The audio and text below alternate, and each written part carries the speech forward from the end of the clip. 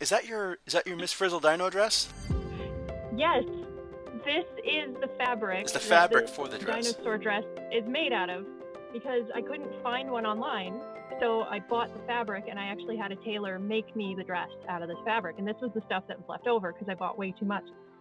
And this is the glow in the dark stuff. This stuff glows in the That dark. glows in the dark. So, yeah, it's my best dress because it's a fossil preparedor's dress. It's got all the labels of all the dinosaurs and all the like tibia and scapula and ribs and dorsal and femur and all sorts of stuff. But then it glows in the dark, so it just takes it to a whole nother level. So we've had the studio lights on you now for a minute. If we turn the lights off, is it gonna do it? All right, here we go. I'm turning off the light. Is it gonna do it? Oh, see, my monitor is on. It didn't catch it. No, it's okay. I see it. It's good. It's good. Is it glowing? It's glowing. There's some faint green. It's awesome. Yeah, I'm a sucker for glow in the dark stuff. I love glow in the dark. I mean, who isn't? Honestly, what I want to get, I want to get the glow in the dark 3D filament for my printer. I just ordered some of that. Shut the front door. Really? I'm so excited to make like a 3D printed glow in the dark skull of something. Yeah. Oh my, that mosasaur that we were looking at. We've got a 3D printed mosasaur skull that glows in the dark. Are you kidding me? Oh my gosh. That'd be so great. It's white in normal light, Yeah. and then it glows in the dark. Ah! Yeah. Kat, I love living in the future. I'm going to be honest. So good. It's so great. So good. I mean, there's some things about the past that were good, but living in the future means you get to make glow-in-the-dark mosasaur skulls that aren't radioactive. Yes.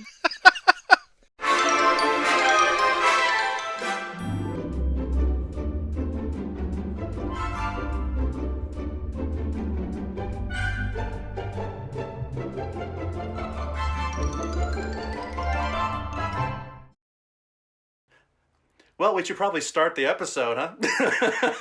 Okay. We've been talking for 23 minutes, and we should probably drop in and let people know what's going on, because people are watching this now, and there's like, hey, what's going on? What dinosaur are we going to learn about today?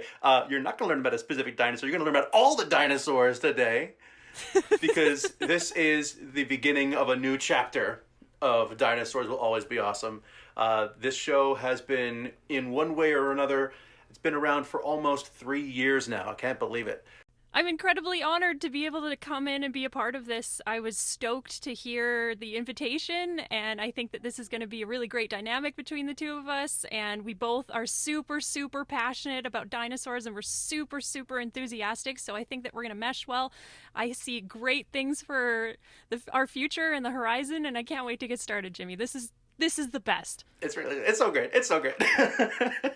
I'm so super thrilled to have you here with us. Ladies and gentlemen of the world, let me please introduce to you the co-host of Dinosaurs Will Always Be Awesome, Kathryn Abbott, the one, the only. Kat, I'm so glad that you're here. I am thrilled, absolutely thrilled to be here. This is something that I've wanted to do for a really, really long time.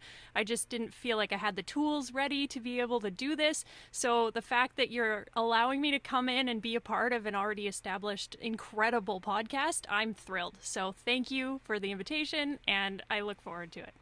I can't tell you, just from the first time that we connected, you'd started doing a giveaway. And Yep. You had brought in a lot of the folks from the Paleo community and said, hey, does anybody have anything you want to add to the giveaway? And I said, is that an opportunity for me to get this logo out? Yeah, sure, let's do it. And so I sent you some stickers, and it led to this culmination of a Paleo Justice League of just incredible enthusiasts and artists and researchers and people who are literally on the ground digging these things up, to the same people who are also putting them out into the world for us to enjoy.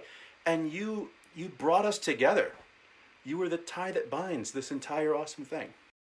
It's really amazing how this entire thing came together, because basically I had a whole bunch of really awesome stickers and art and wonderful things, and I felt like I needed to be able to showcase and bring to light all of these wonderful people, and the best way that I felt I could do it was to do a giveaway. And it really took off way more than I thought it would. It turned into something that was absolutely inspiring and incredible. I put it together and people started reaching out to me. They're like, hey, do you want, or can I contribute to your giveaway, or can I be a part of your next one? And so I was like, my next one. So the next one was when the next one was when I started to really gather a whole bunch of really amazing people that inspired me, like Dinosaur comics. And I've actually got Andy's pin on right now. This is the little Spino pin. It's the one from the Soria, Africa. Yeah, I'm obsessed. I'm obsessed with it. It's just so good. He's such a talented artist. I'm fangirling about it. You know, I have my autographed Heck Creek T-Rex right here. nice. And I have my Heck Creek T-Rex pin right up there. I've got my super colossal custom paint job T-Rex. 1987 Dino Riders T-Rex, which would inspire the Toy Story. I'm not going to do this all now because I'm going to do this in the show. So I have a terror of Tyrannosaurs. The terror of Tyrannosaurs. I love that. So I do have 4 Spinosauruses around me right now. So those are I've rookie got numbers. You got to pump those numbers microphone. up. Okay, wait. There's 5 Spinosauruses, 6 Spinosaurus. So I needed to just step back and actually look at how many Spinosauruses are in the room. So we've got the Papo Nizar Ibrahim Spinosaurus, right? Which is a classic and lovely example. We've got the Jurassic Park Papo Spinosaurus, which is pretty much like an exact replica of the movie monster from Jurassic Park, which is lovely and one of my favorites. I've got my tattoo, which was We're one of counting the ones the I tattoo didn't. as one of the Spinosaurs around you? It wasn't originally on my list, but you told me to bump it up, Okay, so I'm all right. bumping it up. Fair. So I guess. that one. we got the microphone. Yep. That is so cool, by the way. I'm so glad that worked out.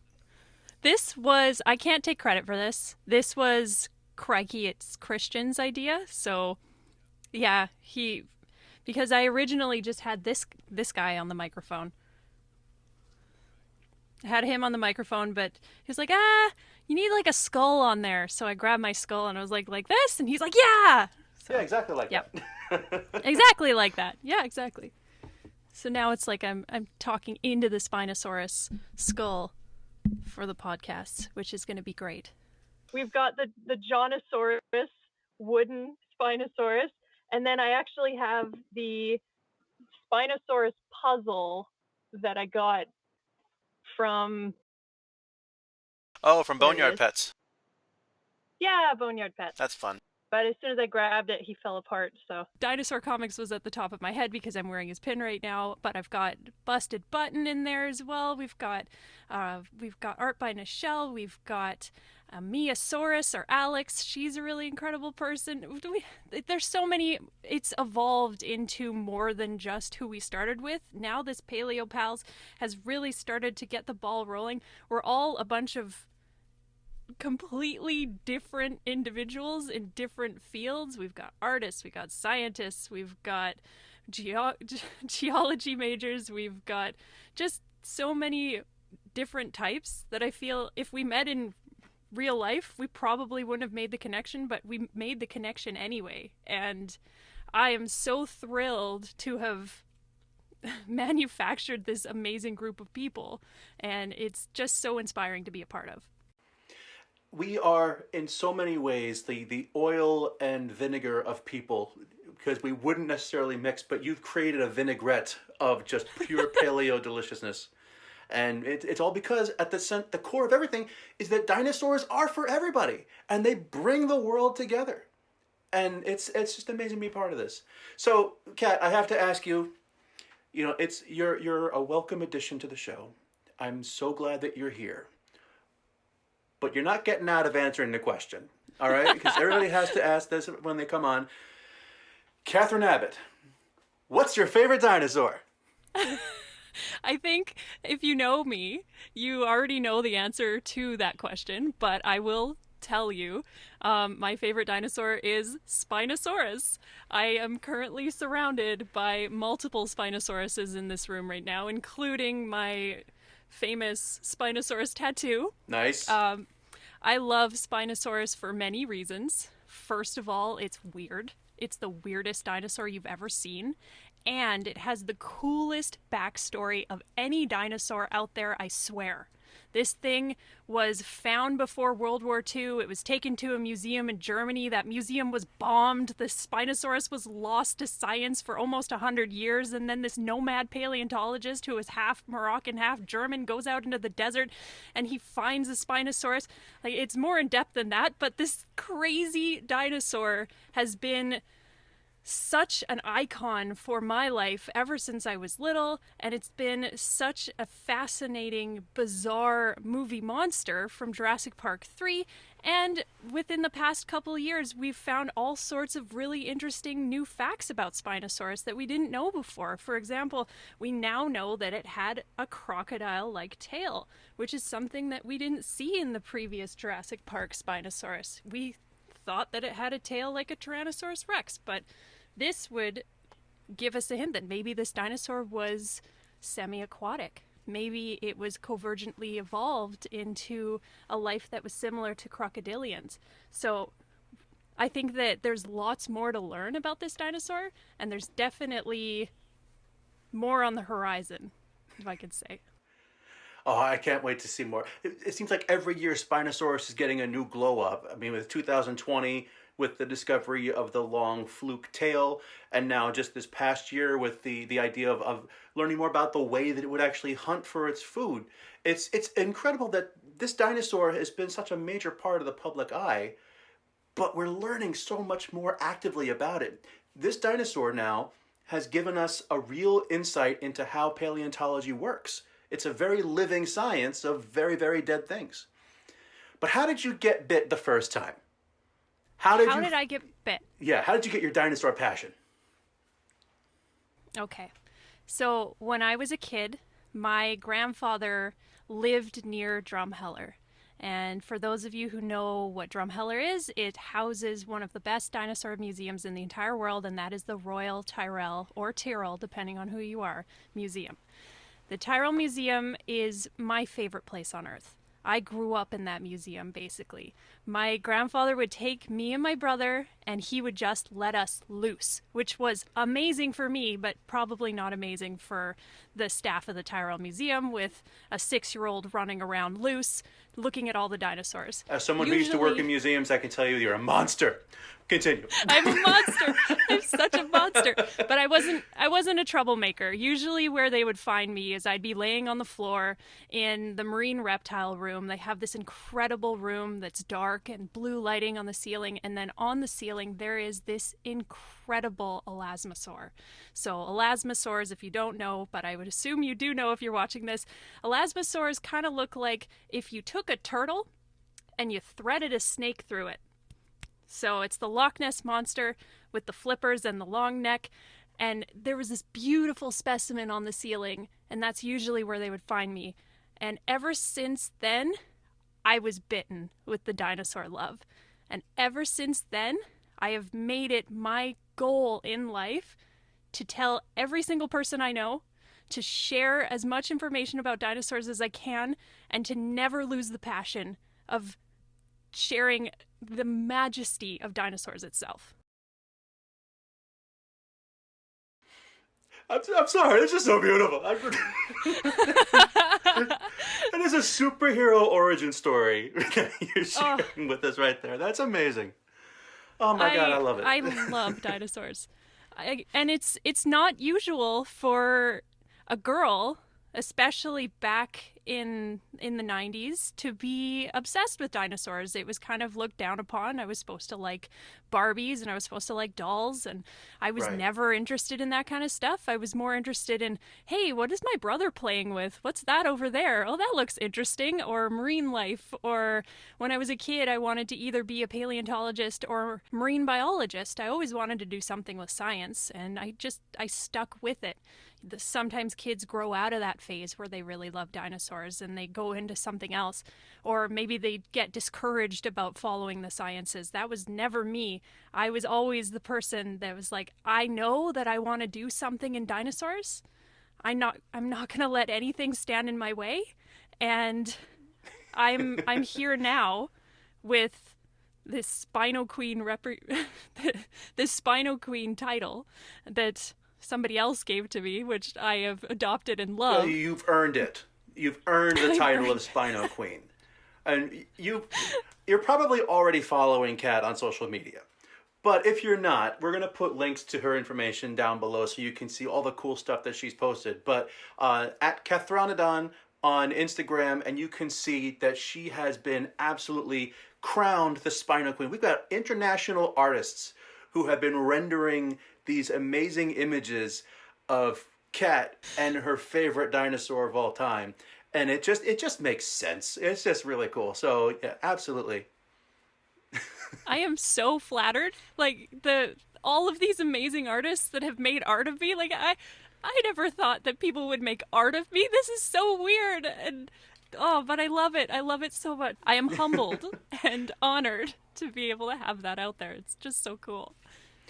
One of the things that I think really helps to cement your Spino-Queen status and really makes you perfect for this show is I'm taking a look at your microphone that you've got here. We need to talk about this incredible piece of modern engineering. Yes. So when I bought all of my podcasting gear, I felt like my microphone was a little bit naked. So I originally had this guy kind of on top of my microphone, and I was sharing this with the Paleo pals, and crikey, it's Christian, one of our Paleo pals, suggested that it was a little bit too much and that I should probably put like a little skull on there. And I was like, oh my God, I have a little skull. So I ran out and I grabbed it and I threw it on the microphone, and I was like, how does this look? And he was like, perfect, that's great. So I've actually affixed it. I'm going to turn my camera a little bit. See, it's with elastic bands. It's absolutely MacGyvered right now, but it's day one. It's your first episode of this, so we'll let the Gorilla Glue settle on that real quick. We'll put some Paraloid B72 on there, and that way it'll be held together. See, this is perfect because you can't actually see the elastic bands. I've made it so that you can't see them. Well, there's no illusions on this show. Everything we're talking about is all real and authentic. So if we need rubber bands to hold together, that's totally fine. Yeah, exactly. I am not inside a closet and with a drape. This is not a computer I'm stacked totally, up on top of a TV tray, stacked up on top of a bed. I'm totally professional. This isn't fabric. This is actually it's one of those backgrounds. Yeah, this is all green screened actually, right here, by the way. Actually coming to you live from the actual Jurassic Park here at Universal Orlando, and the park closed 6 hours ago. They don't know that I'm here, so.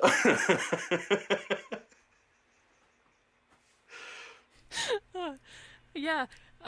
Why Dinosaurs, Tony, he suggested that I get a green screen and then I could be wherever I wanted. And I was like, yeah, that's an idea. Definitely. Oh, no, we're going to cross that bridge. That's going to happen. We're going to do a lot more of those kind of things. Because one of the beautiful things about this is that a lot of times I will go out to museums. There's a lot of dinosaur things that happen here in Florida. We have, I'm not kidding, we have Jurassic Park. We have the Orlando Science Center, which is the finest collection of dinosaur fossils in the southeastern United States. We've got Dinosaur World. We've got Mosey.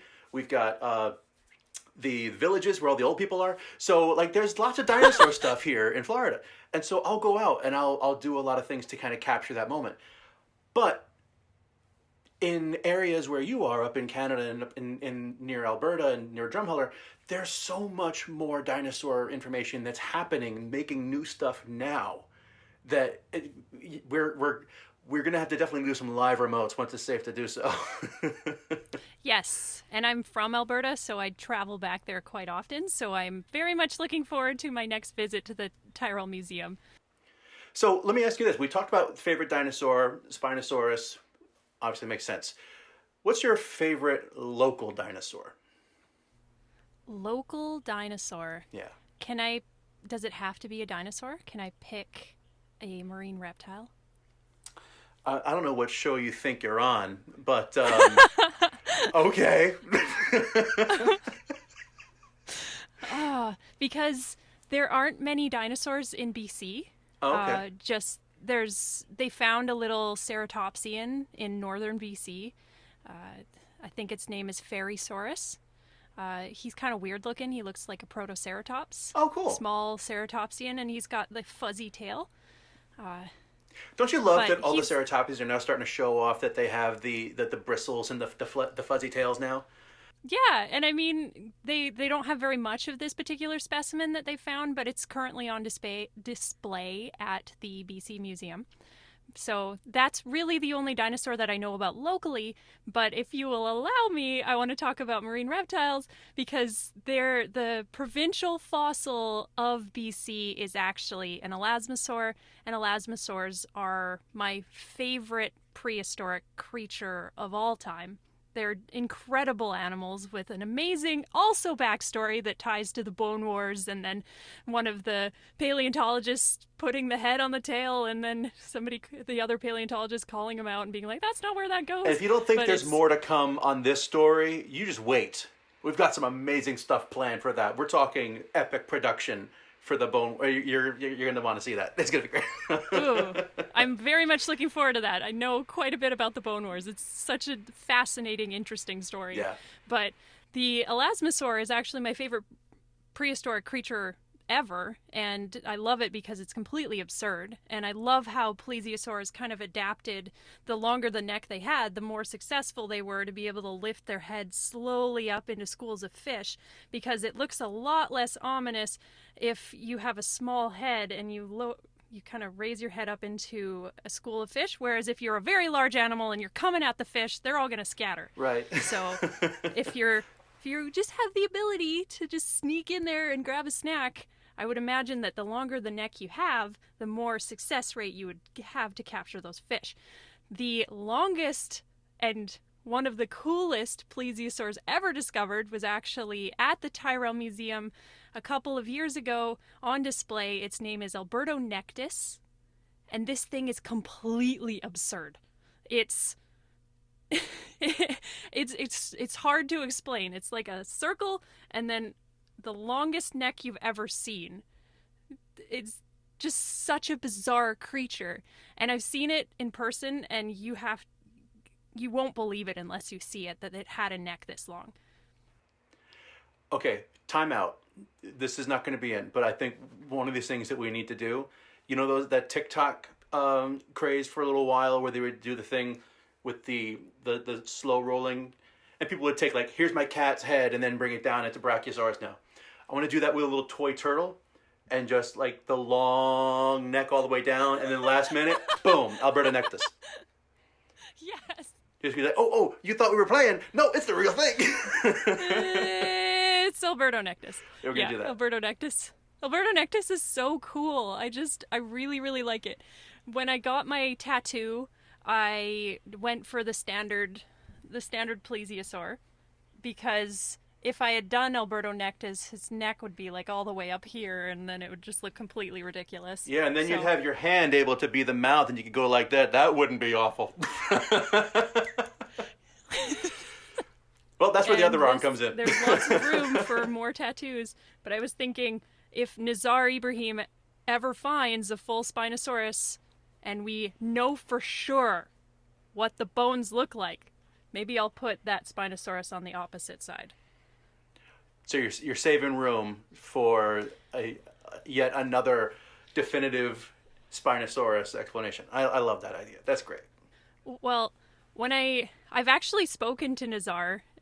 It was probably one of the best moments of my life when he wanted to do a Zoom call with me, and I showed him my tattoo because I was fangirling a little bit, and I was just like, look, I got the Spinosaurus, and this was probably right before he released the information about the new tail, and he was just like, yeah, there might be some bad news coming. And I was just like, what does that mean?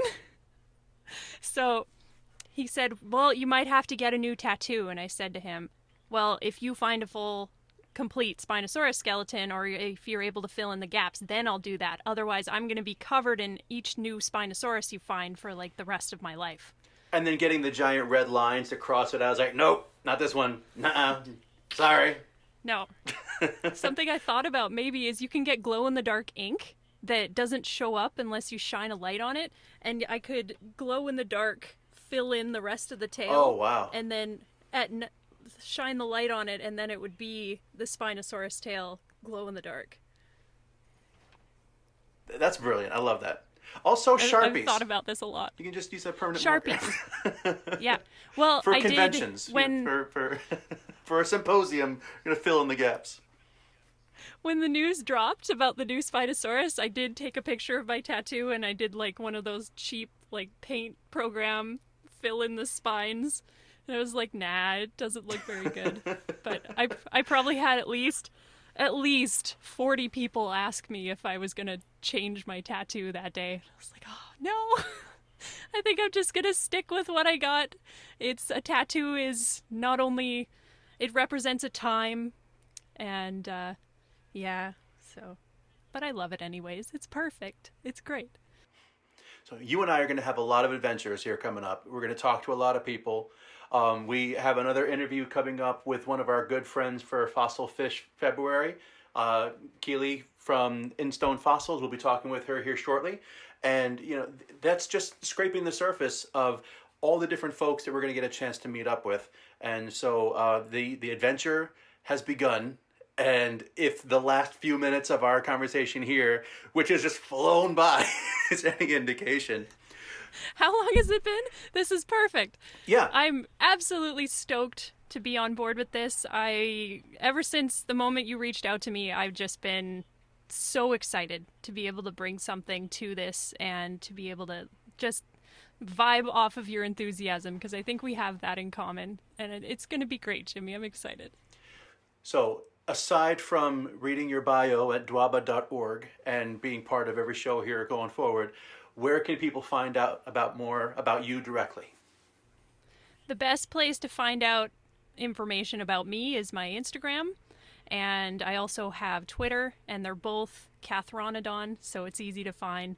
Kathronodon was born when something interesting about me is I have two brothers, and we all have dinosaur nicknames for each other, and Kathronodon was born when I was a kid. And it was Matadactyl, so he's got a tattoo of a pterosaur on his leg. And Shaunosaurus, like Shonosaur, but he's got a raptor, because he's always been more grounded. Matt's been kind of flighty. And then me, I've always been drawn to the sea, which is why I have another plesiosaur tattoo on my leg. Oh my I'm not going to show that one, though. That's awesome. Thank you for that backstory. That's amazing. It's true. You've been passionate about paleontology your entire life, and Kat, welcome home. I'm excited to be here, Jimmy. This is the best. So, Kat, we're coming up on the end of the show, and as you might have seen, we have a bit of a tradition that we do here. Every show ends with a particular line that I enjoy so much. But as your first episode, I think it's only right that you take us out. Okay, here it goes. So, no matter what you do, where you're from, or how old you are, dinosaurs will always be awesome. Ah, you got it.